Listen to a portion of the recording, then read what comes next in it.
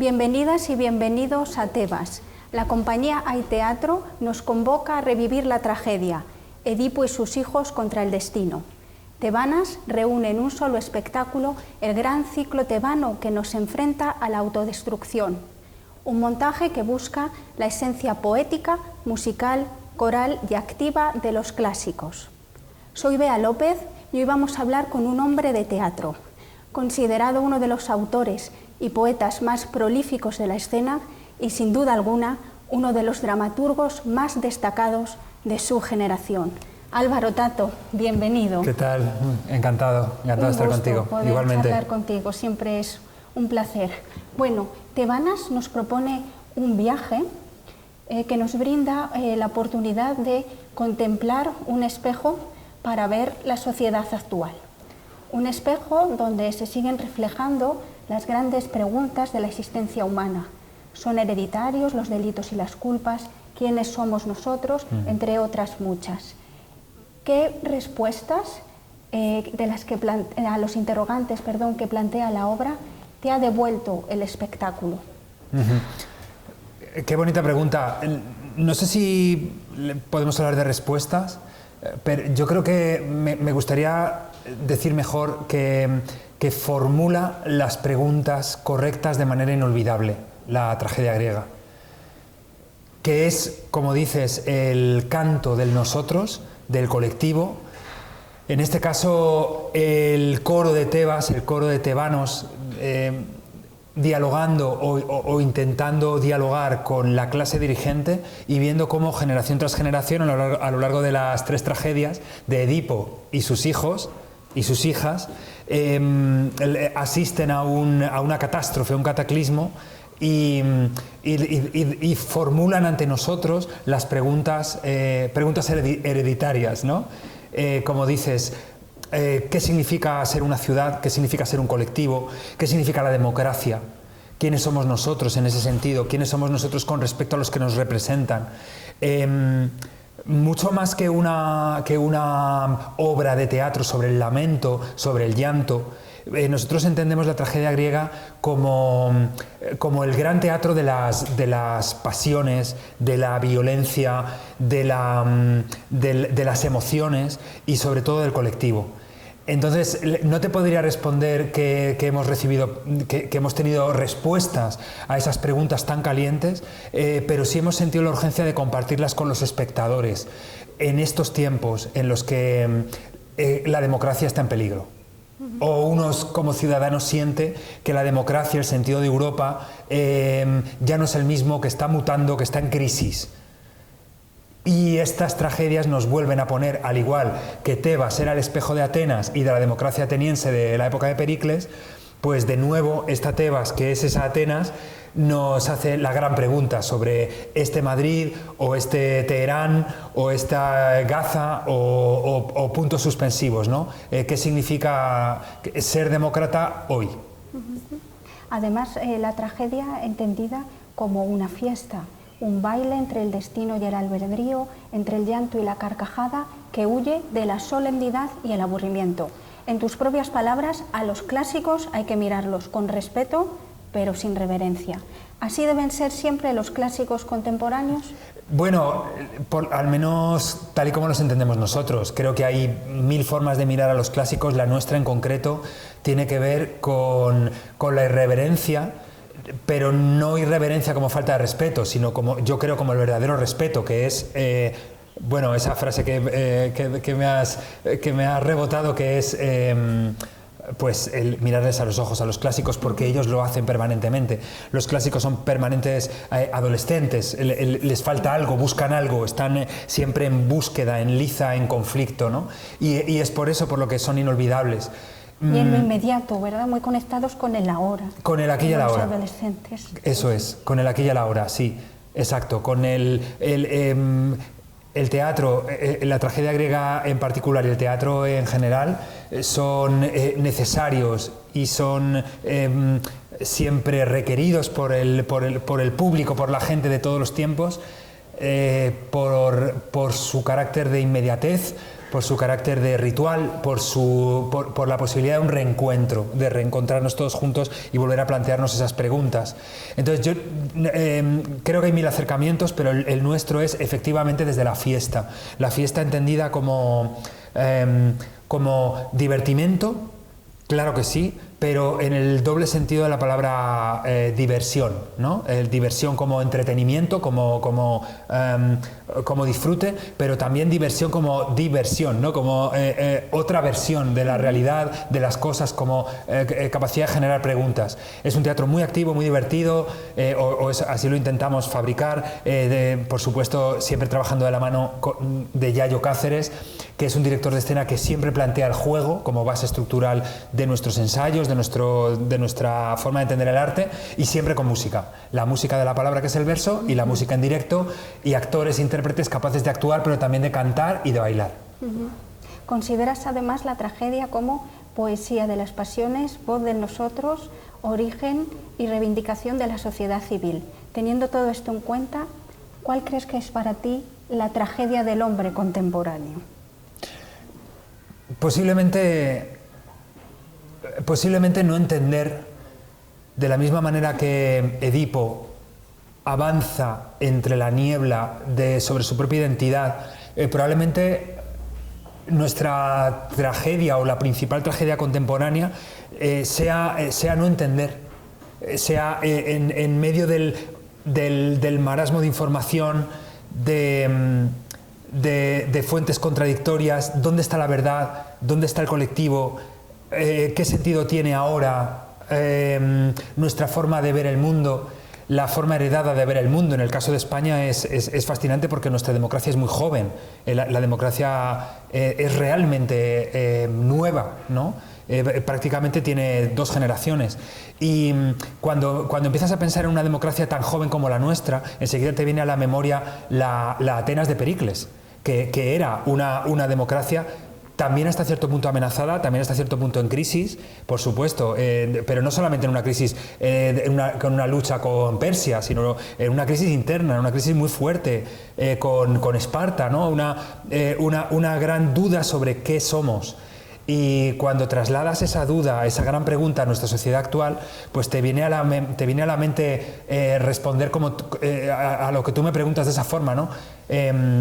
Sí, nuestra tragedia es no entender exactamente qué somos. Esa fantasmal niebla digital en la que vivimos sumergidos. Y yo creo que el teatro, de alguna manera, quiero pensar a lo mejor con un exceso de optimismo, que es un poco un antídoto, porque nos reúne, porque nos concentra, y si bien no nos da respuestas claras, porque el teatro, como la filosofía, no es un surtidor de respuestas, pero sí es una plaza pública donde formularnos las preguntas en colectivo.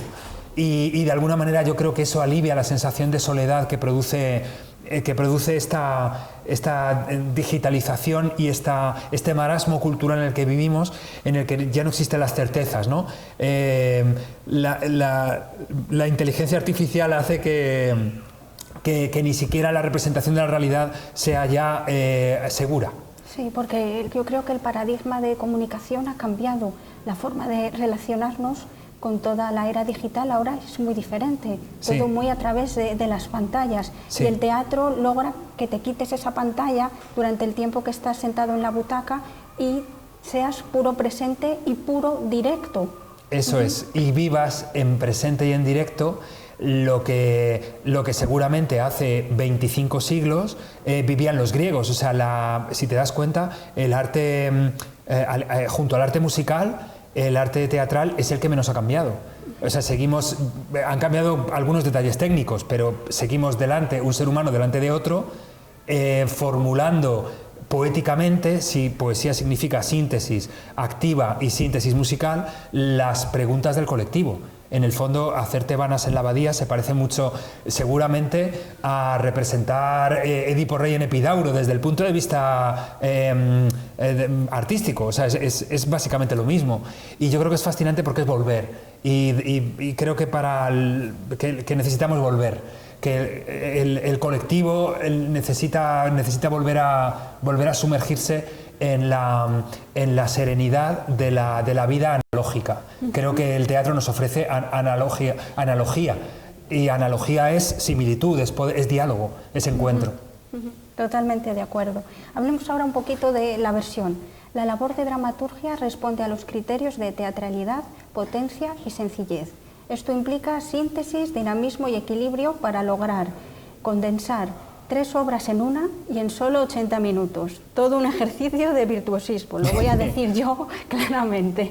Y además todo el tiempo estamos hablando de empleo de verso, que es entendido como esa música de la lengua, ¿no?, del idioma.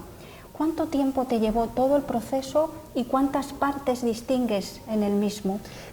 Bueno, el proceso comenzó durante el confinamiento. O sea que puedes hacer el cálculo, son 5 años de idas y venidas de un proyecto que no acababa de tomar forma, hasta que descubrimos que la manera interesante desde nuestro punto de vista para contarlo, como el teatro fiesta del que hablábamos antes, era quizá relacionar las 3 tragedias, o sea, las 3 grandes tragedias que nos han quedado del ciclo tebano, porque todo esto empezó durante el confinamiento pensando sobre Edipo Rey, traduciendo algún pasaje de Edipo Rey y diciendo, de la misma manera que Edipo está preso en su...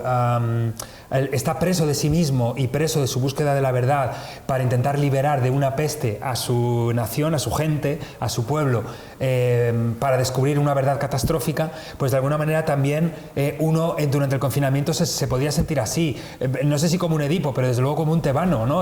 Vivíamos en esa confusión, en esa gran pregunta sobre cómo los dirigentes reaccionaban ante la situación y cómo nosotros podíamos contribuir a favor o en contra de aquello, ¿no?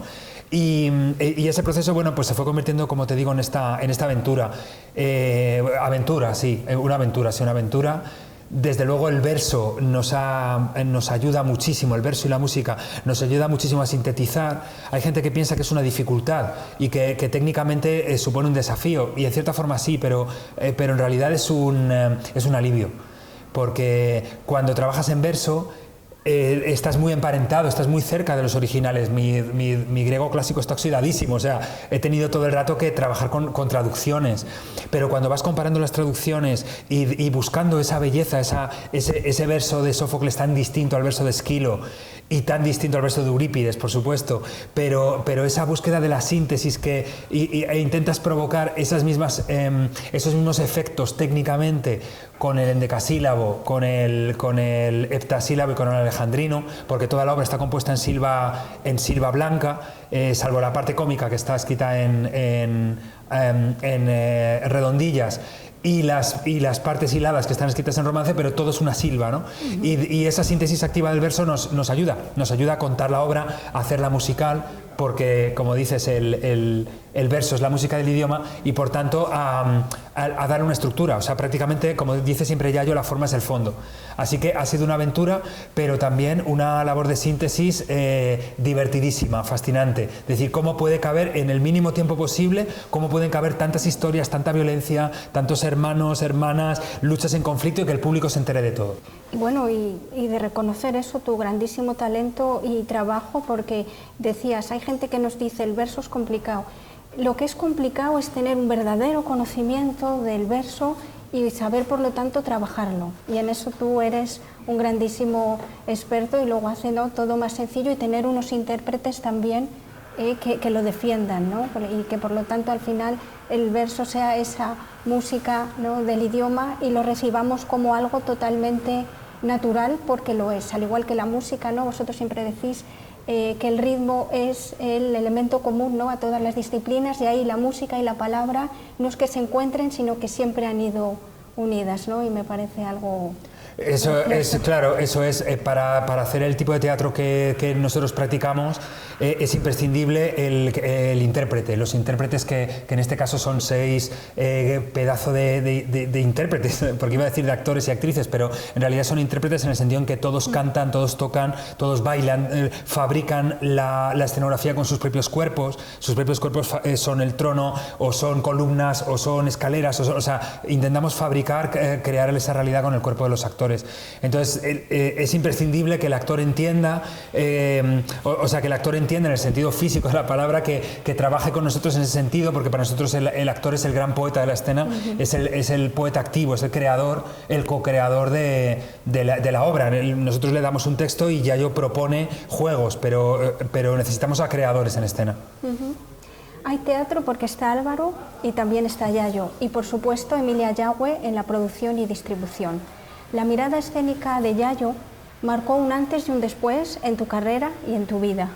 ¿Cómo definirías el trabajo de Yayo en Tebanas y qué impronta ha ido dejando en tu dramaturgia a lo largo de los años su concepción teatral? Pues una impronta total, una especie de regalo de la vida, de hermano mayor, de creador que vino desde fuera, desde Argentina, porque él es de Curuzucuatía, de un pueblo argentino. Él, corre sangre guaraní por sus venas.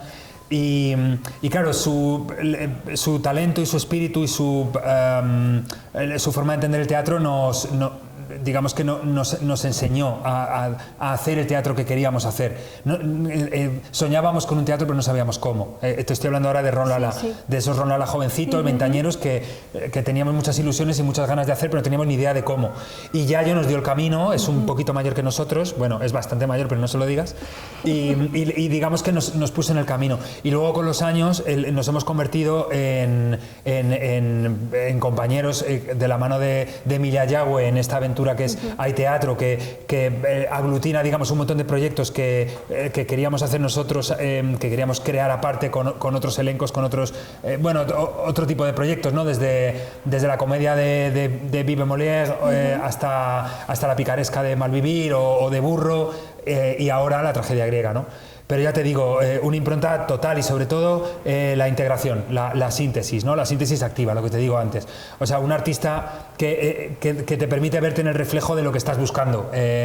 No basta con la poesía, no basta con la música, no basta con la palabra, no basta con el teatro, sino que todo junto forma la fiesta teatral. Sí, ese concepto del todo dramatúrgico, muy importante, imprescindible. Y que es muy del teatro argentino, si lo piensas, eso que llaman ellos el teatro pobre, ¿no? El teatro a la gorra, un concepto del teatro muy pobre en el sentido de los recursos técnicos, de los recursos materiales. Cuantos menos recursos, cuantos menos cosas haya en escena, cuanto más esencial sea la experiencia, para nosotros es más interesante teatralmente. En nuestra forma de entenderlo. O sea, no estoy en contra en absoluto, por supuesto, de las escenografías, de la iluminación, que forma parte, por supuesto, de todos esos artesanos que forman parte de este arte tan maravilloso, pero me refiero a la síntesis, ¿no? Una tragedia en su pureza brilla con un brillo muy especial cuando no hay nada en escena, prácticamente nada. De hecho, en Tebanas hay literalmente una caja, que puede ser a veces un ataúd, otras veces un altar, otras veces una montaña, la montaña de la Esfinge, unos palos, unas varas y unos instrumentos musicales, nada más. Nada más. Trabajáis mucho además la belleza de la imaginación, que el espectador también pueda completar esas imágenes, esas sinécdoques, ¿no? Sí, eso es. El espectador es poeta.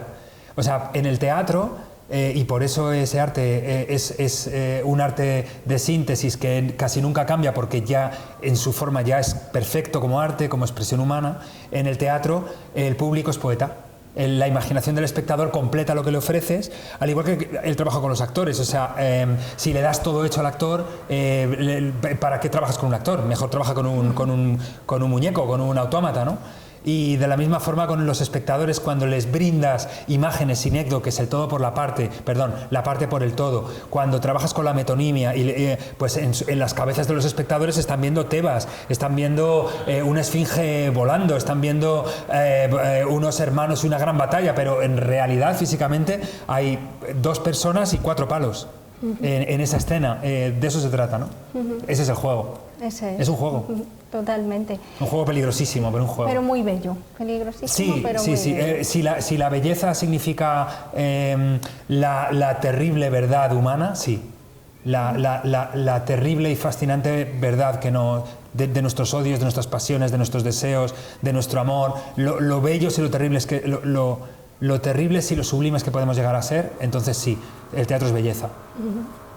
El teatro, además, como arte y género literario, nace con vocación de ser representado, pero suele tener un elemento textual de origen que hace que el teatro se lea. El teatro también se lee. Sí. Tebanas forma parte de los círculos de lectura del Teatro de la Abadía, una maravillosa iniciativa. Sí.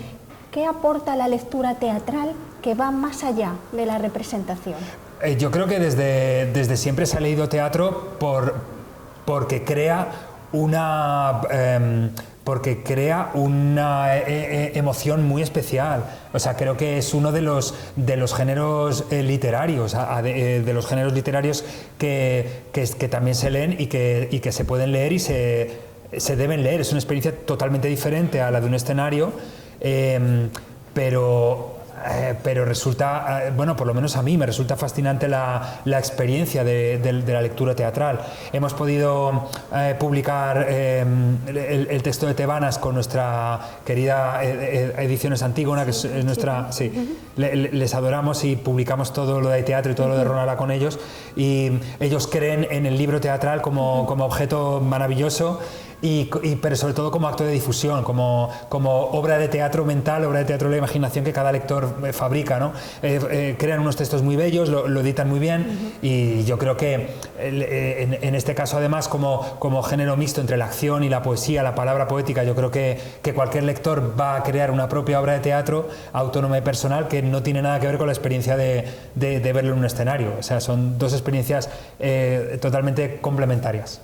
Y que puedes vivir incluso varias veces. Puedes leerlo antes de ver la función y puedes volverlo a leer después de ver la función, y te va a llevar a un lugar totalmente distinto que el que viviste en la representación y que el que viviste la primera vez que lo leíste, ¿no? Es un viaje muy revelador. Y muchos lectores nos lo dicen, que es muy bonito, es decir, nunca me imaginé que vais a representar de esta forma, yo me imaginaba completamente de otra, y entonces dices, claro, porque eres el director, estás haciendo tu puesta en escena mental.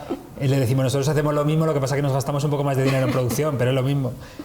Soñamos una forma de contar esa partitura, ¿no? Eso es. Álvaro, en los últimos años se ha avivado un debate en torno a la necesidad de una presencia más equilibrada entre el teatro de creación contemporánea y el teatro clásico y de repertorio. Esto es el que incluye especialmente a los autores contemplados dentro del canon literario, pero también a los que no lo están y son menos desconocidos. Esta descompensación ha generado cierto malestar en una parte del público, en concreto en relación a las programaciones de los espacios escénicos de titularidad pública. Como dramaturgo con una extensa producción que lo abarca todo, desde la creación propia contemporánea hasta la adaptación, pasando por nueva dramaturgia creada a partir de ideas con base literaria preexistente, ¿cuál sería para ti el equilibrio más honesto para que nuestro teatro goce de buena salud y siga siendo presente? Muy buena pregunta también, a la que no sé si tengo una respuesta clara, porque creo que siempre va a ser un equilibrio inestable. Teniendo en cuenta la estructura, cuando uno observa la estructura empresarial y laboral de nuestros teatros públicos y privados, resulta realmente muy difícil pensar en la fórmula perfecta entre lo clásico y lo contemporáneo, entre los repertorios de canon, como has dicho tú. O sea, ¿qué significa el canon en España? Desde luego, ahora mismo el canon en España significa algo mucho más estrecho de lo que los que hemos estudiado literatura un poco podemos observar. ¿Dónde está el siglo XVIII? Pero sobre todo, ¿dónde está el siglo XIX? ¿Dónde está? O sea, y por supuesto, nuestro canon barroco está infraexplotado, tremendamente explotado. O sea, uno piensa, ¿qué haría una cultura como la anglosajona, que tiene tan claros los objetivos culturales y que también cuida en cierto sentido sus productos? Los llamo productos en el sentido más amplio del término, ¿no? ¿Qué haría una cultura como la anglosajona con un repertorio como el nuestro, ¿no? Seguramente, bueno, no quiero decir que ellos lo tratarían mejor, simplemente enfocado para responder tu pregunta. Creo que no tiene una respuesta sencilla, pero que el equilibrio pasa por mucho más, en primer lugar, mucho más interés político, en segundo lugar, mucho más interés presupuestario, en tercer lugar, y no menos importante, mucho más importancia en la educación pública y privada de las artes escénicas y de las artes musicales. Necesitamos eso como una base social que construya un nuevo paradigma. Creo que necesitamos un nuevo paradigma de la cultura como valor de Estado y el teatro como cuestión de Estado. O sea, el teatro y la cultura clásica en España está infraexplotada. Debería tener al menos la categoría que tiene el turismo, en mi opinión. Creo que debería ser nuestro gran valor, teniendo en cuenta que contamos con el segundo gran idioma de todo el planeta, y que nuestro patrimonio está infraexplotado, que podría ser el referente internacional de cultura, de clasicidad. Dicho esto, hacemos lo que podemos. Creo que tanto las compañías privadas como los entes públicos hacen lo que pueden para intentar equilibrar en sus programaciones los clásicos y los contemporáneos, creo que siempre fracasando, porque es inevitable fracasar con los presupuestos que tenemos. Todo el mundo hace lo que puede, conoces a la gente y realmente hay una voluntad de trabajo y de equilibrio, y hay un montón de artistas emergentes que están pudiendo estrenar, pero hay un montón que se queda en la sombra. Hay un montón de proyectos clásicos que se pueden estrenar y salen adelante, pero hay un montón, muchísimo más, una línea de sombra inmensa de grandes dramaturgos y dramaturgas que no se puede llegar a presentar porque no hay teatros y no hay producciones.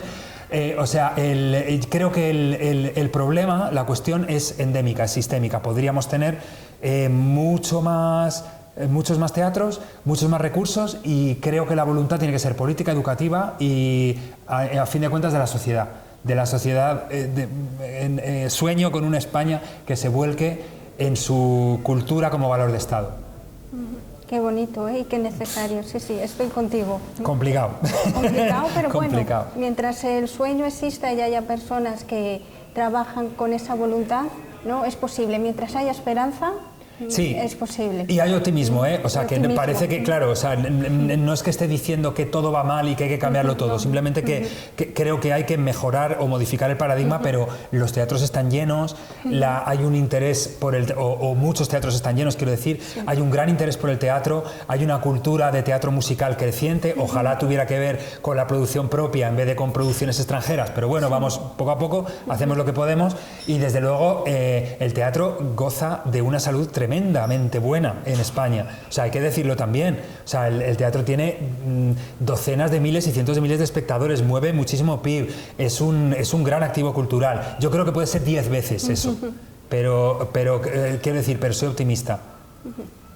Y por último, te quería preguntar, aquel joven Álvaro, ávido lector, teatrero apasionado, todavía filólogo en ciernes, con la experiencia vital que atesoras, ¿qué le dirías hoy? Le diría que se saque una posición... No, es una broma. Que lo deje... No, es una broma, No, no sé, ¿sabes qué le diría? Le diría lo mismo que le digo a los jóvenes ansiosos o ambiciosos que tengo la suerte y talentosos que tengo la suerte de tener en mis clases ahora, en mis talleres, en mis encuentros. Les diría, no vale de nada lo que yo te pueda decir, porque la ambición, como las pasiones y como la juventud, se vive una vez y son lo que son, y hay que vivirlas y hay que pasar por ellas, pero calma, les diría calma.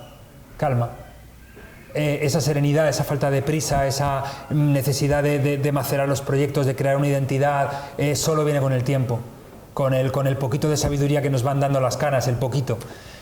Seguimos siendo niños asustados, seguimos siendo adolescentes en la oscuridad, seguimos avanzando en la niebla como podemos. No ha cambiado nada, te miras al espejo un día y de pronto tienes canas, es rarísimo. Pero le diría, si en algo te puede valer, no hay nada en tu ansiedad que vaya a ayudarte. O sea, vas a ser igual de bueno o de malo, intentando mirar a tu arte de forma serena, ¿no? Solamente eso. Calma, qué bella palabra, mucha calma y mucho teatro del bueno. Muchísimas gracias, Álvaro. Gracias. Siempre a ti, es un Bea. placer. Un placer hablar contigo. Eso. Muchas Salud. gracias.